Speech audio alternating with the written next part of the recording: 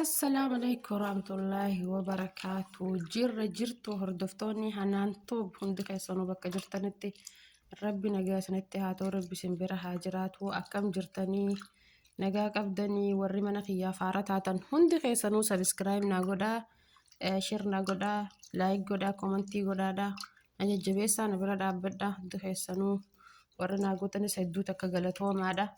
Arraa maal fiddee dhuftee warri jettan warreen dheengadda viidiyoo takka mareen ture warri laaltanis yoo jiraattan laaltani viidiyoon ammares gaa'ee viidiyoo waa'ee warra rifeensi jalaa ciccitu yookaan rifeensi jalaa bubuqqa'uu warri rifeensi isaanii inuma jechuu jijjiirama waan fete zayitii fetetti guutullee inuma jechuu gadi hin deemne jechuu. Inuma jijjiirama finne buqqa'uu malee ani rifeensi kiyya dhugaa dubbachuuf hedduu buqqaa ture, hedduu na cinqa ture. Zayitii fedheewwan itti godhallee numa buqqaa. Innaa maaliif kana nu qabattee dhuftoo jettan yeroo hedduu araboonni tiktookii haa ta'u, feesbuuka haa ta'u, snaapchaat haa ta'u waan adda addaati irratti waan kana gadhiisaa turan argitanii jirtani. Anilleen Oromoorraan argee honjeenuman kijibee Arabarraan argee jechuudha. Araba gadhi dhiisuun argee. Garuu akkaataa itti arabni itti fayyadamaa jiru sanitti jijjiirama hin qabu. Maaliif jennaan isaan amma osuma hin daayine waan kana hunda habbaa isaa fuudhanii walitti naqanii zayitillee irraa dalagatan.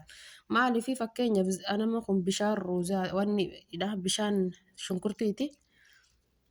Isaan akka itti fayyadaman sanitti jijjiirama hin qabu. Garuu akkaataa itti jijjiirama qabuanii fi osuma wanni ijuun irratti argee waan inni irratti argee itti fayyadamee jijjiirama irratti argeef parsantii 100% jijjiirama irratti argeefin wallaahi isinii fide warra shamarranii irraa fayyadamaa jee. Maaliif waan kijibaat akkasirratti maxxansurra waanuma dhugaa takka maxxansitee wanni taate waan namni irraa illee fayyadamu. Gaariidhaa jeetii yaada maalii wanni kunii kaa'ettan tana dura wanni dhan isinii maxxanseen ture maali? YouTube xiyyaarratti isinii maxxanseen ture zayitii akkaataa itti waan kana hundarraa dalagatanii kun egaa baala ruuzaa isa ruuzatti godhan sanii ni beeytanii ruuza keessa kabsaa keessa qabuusan sanii inni kun immoo habba soodaadhaa jechuudha asmuudii jechuudha.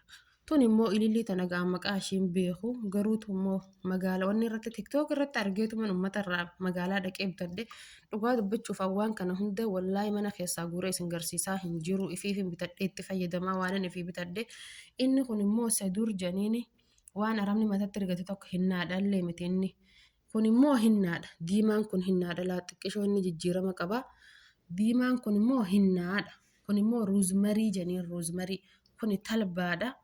Kuni qurunfuulii qajalaa habba sooduma wanni waan kanarraa hafe narraa waan inni itti fayyadamurraa wannidha maali ruuza firii ruuzatii fi kana keessa sirri viidiyoo kana dhaggeeffattanii laaltanii gartanii sirritti akka isinii mul'atutti isinii godha. Kuni talbaadha kuni ruuzmariidha iskiriinshuut godhattanii bitatuu dandeessanii kuni sadur janiin afaan arabaatiin.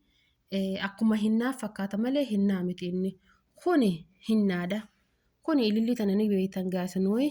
Kun immoo habba soodaadha jechuudha. Habba soodaa asmuudii jechuudha. Kuni qurunfuulii ka gubbara yeroo kun qurunfuulii gartanii jirtanii dhumee jira.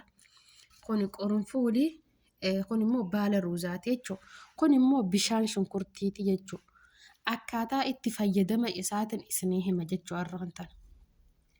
Akkaataan itti fayyadama isaa amma shunkurtii laa fakkeenyaaf harkaanii wanni godhu jira shunkurtiin akkana danfiftan bishaanitti naqxanii ciccirtanii baala ishiitiin walumaan ciccirtan erga akkasii bishaan diimaa kana isiniif itti booda danfiftanii saniin booda ibiddarraa fuutan jechuudha. Ibiddarra keessanii danfiftanii bishaan kana erga ishiin isiniif itti booda irraa fuutan jechuudha. Waan akkatti bishaan jalaa qaraaratutti jira laatti fayyadamuu deema.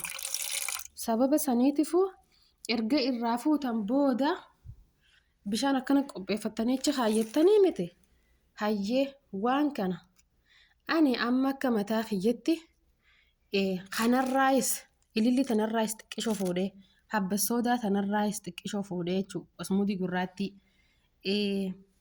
qurunfuulii wanni kanarraayis ruuzmarii kanarraayis xiqqishoo fuudhee talbaa kanarraayis xiqqishoo fuudhee kanarraayis baala kanarraayis xiqqoo fuudhee asmuudirraayis xiqqoo fuudhee qoronfoolii kanarraayis xiqqoo fuudhee wallaahi waan ifitti fayyadaman jechuun waan useetuma isinii maxxansu miti.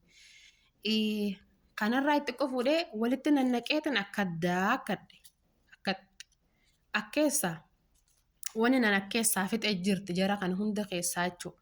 Wanni nan fixe hulbata ni qaba amma kun hulbata ni qaba. Hulbatas as keessaan qaba jechuudha daakee garuu na jalaa dhume firii isaa silaa as kaa'een isin garsiisa firiin isaa na jalaa dhume. Innaa saniif jechuudha hulbata wanni nan akkeessaa fixe hulbataa fi ruuza habbaa ruuza jechuudha firuma ruuzaata nyaatan ta'an itti naqee waan kana hundarraa kanarraa xiqqoo fuudhee hinnaa qofarraan hin fuudhin hinnarraan fuudhina hinnaa ittiin jiifattanii mataatti hidhattan.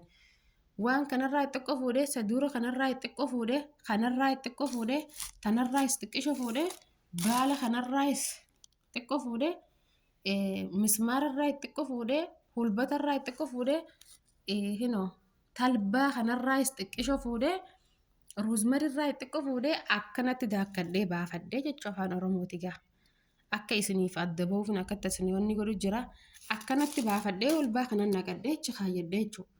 Innaa san booda bishaan shunkurtii akkanaa kana godheetiin bineensa onoo waan walitti daddaakkadhe kana maankaa 5 akkana fuudhee asitti naqadhee jiifadhee akka mataa kiyya naaguutti gaanamma ganaa bishaan shunkurtii kanaatti ni deemu ta'a naangoo rifeensa kiyya.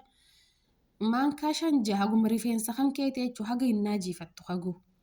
Saniin booda maankaa 5 jaha asitti naqattee jiifattee bineensuma kana mataatti rigattus ta'e waan daayita kana jechuudha siin galte. Kanuma daayita kana jiifattee akka hinnaadhatti mataatti fayyadamte bishaan kanatti gootee jechuudha bishaan kana bishaan shunkurtiidhaa kana jechuudha. Akkanatti danfiftee bishaan shunkurtiidhaa kana gaa wanni achi jirti yaa'u. Jirtanii jalaa qararaaftan garuu ani gana qabaan keessaa guuruudha. Jala jirti amma kifilee gubbaarratti wanni itti fayyadamu jira. Wanni qararattaniin jechuudha. Innaalaa bishaan shunkurtii kun ni diimata gartanii jirtan bishaan shunkurtii ni diimata sababa saniitiifuu jechuudha. Amma akkam gootanii bishaan shunkurtii kanatti asoo naqattan jechuudha waan akka daakkattan kana hundarraa fufuutanii daakkattanii asitti asoo naqatta kanatti daakkattanii asitti naqattanii maan kan hisaabdanii asitti bishaan shunkurtii kana naqattanii jiifattanii saniin booda erga jiifattan booda akka fakkeenyaaf guyyaa sa'a jetti yoo jiifattan takkaa ganama sakkuma hirriibaa haataniin jiifattanii silaasanii ture bareedaadha. Galgala giza rafuu deemtan mataatti bocalattanii raftanis guyyaa giza dalagataatti ooltan godhattanis feetan halkan jiifattanii bulfattanii ganama giza dalagatti deemtu godhattee mataa kan kee hidhattee kalaas galgala giza onnee itti ofirraa dhiixxee rafuullee ni dandeessaa jechuudha. Yoo halkan dibatuu feete sa'umatti sii mijaa'utti dibattee akkuma hinnaadhatti waan kana jiifattee jechuun ni hoodhannaa inni nu maaliif hulbata if keessaa qabaa. Wanni talbaa if keessaa qaba waadila kan if keessaa qaba waan ta'eef ni hoodhannaa baqa akka wal qabata baqa sirriitti giza jiidhafaa sirrii wal qabata sirriitti daakuu qabdan garuu saniin boodarra akkasitti rifeensa fayyadamtaa jechuudha. Kalammaffaa zayitii isaa akkamitti irraa baafannaa yoo jettanii zayitii isaa fakkeenyaaf zayitii nyaataa haa ta'u zayituun garuu forforii qabdi zayituu forforii qabdi zayitii nyaataa.